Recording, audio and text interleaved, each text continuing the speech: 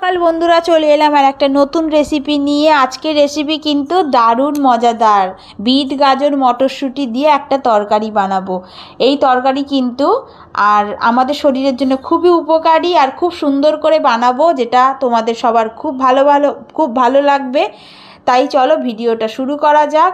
আর যদি ভালো লাগে অবশ্যই কিন্তু একবার বানিয়ে খেও সবাই, কারণ এইটা আমাদের শরীরের পক্ষে খুব উপকারী। আর শীতকাল চলে গেছে, তাও একটু হালকা হালকা ঠান্ডা আছে, তাও কিন্তু এই খাবারটা খেতে ভালো লাগবে। তাই বলছি, যদি ভালো লেগে থাকে, যদি ভালো লাগে ভিডিওটা দেখে, খুবই ইজি প্রসেস, কোনো ব্যাপারই না। অনেকেই বিটটা খেতে চায় না, এরকম আছে অনেকেই, কিন্তু এইভাবে রান্না করলে খেতে কিন্তু দারুণ হয়। আর বিট মানে আমাদের শরীরের পক্ষে খুবই উপকারী একটা জিনিস। তাই চলো বেশি কথা না বাড়িয়ে রান্নাটা শুরু করি। ভালো লাগলে একটু কমেন্ট করো। প্রথমে কড়া গরম করতে বসিয়ে দিয়েছি, তারপর সর্ষের তেল দিয়ে দিলাম।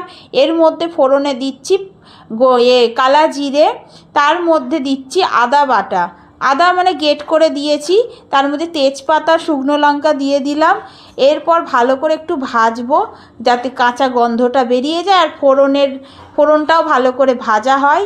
এরপর এর মধ্যে আমি দেব বিট গাজর আলু, এরকম সরু সরু করে কেটেছি, তার কারণ একটাই, যাতে তাড়াতাড়ি রান্নাটা হয়ে যায়। আর আমি তো সিদ্ধও করে নিইনি, এইভাবে ভাপিয়ে তেলে নাড়াচাড়া করেই কিন্তু রান্নাটা হবে। আর খুব অল্প তেলেই কিন্তু রান্নাটা হবে, বেশি তেলে কিন্তু রান্নাটা হবে না। একটু আঁচটাকে মিডিয়াম রেখে আমি ভালো করে একটু ভেজে নিচ্ছি, তেলের মধ্যে নাড়াচাড়া করছি। তার মধ্যেই দিয়ে দিলাম পরিমাণ মতো লবণ, দিয়ে ভালো করে আরেকটু ভেজে নিলাম। এইভাবে রান্নাটা করলে কিন্তু খুব সুন্দর লাগবে খেতে। আমি রুটির সঙ্গে পরিবেশন করেছিলাম, আর বিশ্বাস করো বন্ধুরা, দারুণ হয়েছিল। আর পরিমাণ মতো হলুদ দিলাম, তারপরে দিয়ে আবারও ভালো করে একটু নাড়াচাড়া করছি। এরপর একটু লঙ্কার গুঁড়ো দেবো 1 চামচ মতো। আমি এখানে কাঁচা লঙ্কা ব্যবহার করছি না, তোমরা যদি পারো কাঁচা লঙ্কা দিতে পারো। আমি কাঁচা লঙ্কা দিইনি, আমি প্রথমে ফোড়নে দিলাম শুকনো লঙ্কা, আর এখন দিলাম গুঁড়ো লঙ্কা, আর 1 চামচ দিলাম জিরে গুঁড়ো পাউডার, মানে শুকনো গোটা জিরে আমি গুঁড়িয়ে নিয়েছিলাম, সেই গুঁড়ো দিলাম। এটা দিলে কিন্তু খেতে খুব দারুণ টেস্ট হয়। জিরে বেটে দেওয়ার থেকে জিরে যদি গুঁড়িয়ে দেওয়া যায়, তার টেস্ট কিন্তু দারুণ হয়। ভালো করে ভাজার পর দেখছো বেশ নরম হয়ে গেছে সবজিটা। এরপর আমি কি করব, ঢাকা দিয়ে কিছুক্ষণ সিদ্ধ করব, আঁচটাকে কমিয়ে দিয়ে কিছুক্ষণ ঢাকা দিয়ে সিদ্ধ করার পর দেখছি যে মজে গেছে। এরপর আরেকটু নাড়াচাড়া খুন্তির মাধ্যমে করছি।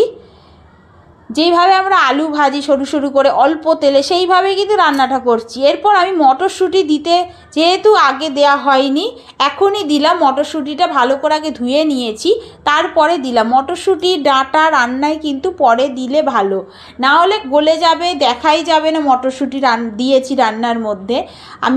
সেই জন্যে আমি কিন্তু শেষের দিকে মটরশুঁটি দিলাম। আর একটু সামান্য জল দিলাম, কারণ একেবারে সামান্য জল দিয়ে, আর সামান্য চিনি দিলাম। চিনিটা একটু দিতেই হবে, কারণ মিষ্টি সব রান্নাতে আমি চিনি দিই না, কিন্তু এই কিছু কিছু রান্না আছে যাতে চিনি না দিলে খেতে ভালো লাগবে না। এইভাবে কন্টিনিউয়াসলি আমি কিন্তু নাড়াচাড়া করব, আঁচটাকে একটু মিডিয়ামে রেখে নাড়াচাড়া করব। আর খুন্তি দিয়ে দেখে নিচ্ছি যে সবজিগুলো সিদ্ধ হয়েছে কি। এইভাবেই কিন্তু আমার রান্না পুরো কমপ্লিট হয়ে যাবে। আর দারুণ লাগে বন্ধুরা। আজকে যদি তোমরা কেউ ভিডিওটা দেখে থাকো, তাহলে বাজার থেকে কিনে এনে একবার বানিয়ে খেও, কারণ খুবই সুন্দর লাগে খেতে। ভাতের সঙ্গেও কিন্তু আমরা খেতে পারি, আর রাত্রে রুটি পরোটা যে কারোর সঙ্গে কিন্তু খাওয়া চলে। আর তোমাদের কেমন লাগলো ভিডিওটা অবশ্যই জানিও। তোমাদের কমেন্ট আমার কাছে খুবই অমূল্য সম্পদ। যদি পাশে থাকো তাহলে আমি একটু একটু করে এগিয়ে যেতে পারবো। সবাই খুব ভালো থেকো, সুস্থ থেকো। ধন্যবাদ সবাইকে।